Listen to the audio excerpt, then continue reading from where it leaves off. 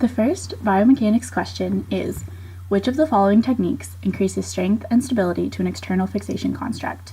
The answer choices are unicortical pin fixation, decreasing total pin separation distance, increased working distance from the pin to the fracture site, decreasing the distance between the bone and the construct, or using smaller diameter pins.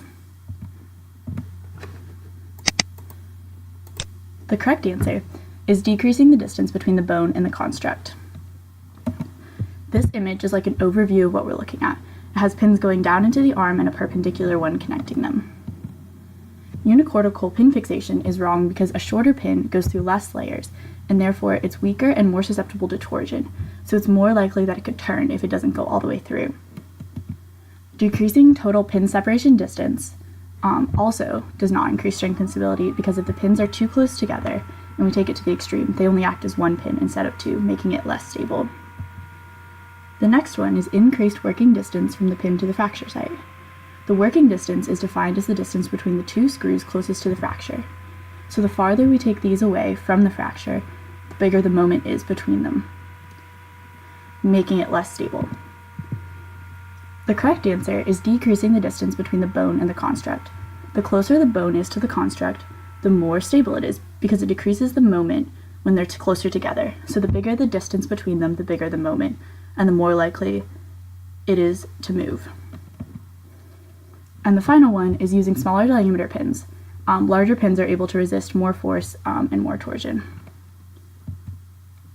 So overall, the correct answer to increase strength and stability is to decrease the distance between the bone and the construct.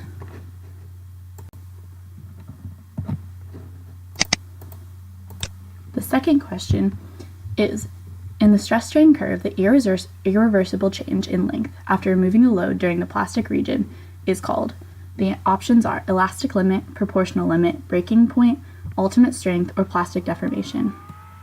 The correct answer is plastic deformation. Here's a stress-strain curve that shows all the different points we're talking about. This is for a normal material, and some can vary from this. The elastic limit is at point B, and this is the point where everything below it can still recover to its original shape. And elastic means that it can return, where plastic region means it can no longer return. The next one, point A, is the proportional limit.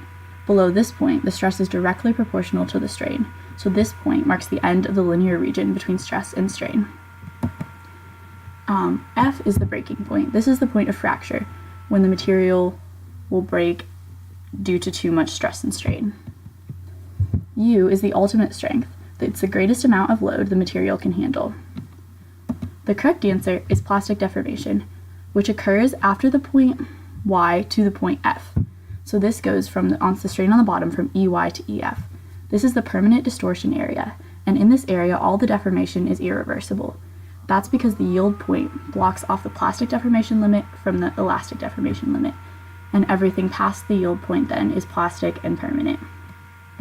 And overall, the plastic deformation is the correct answer for the irreversible change in length after removing the load from the plastic region, during the plastic region. And here's some study resources.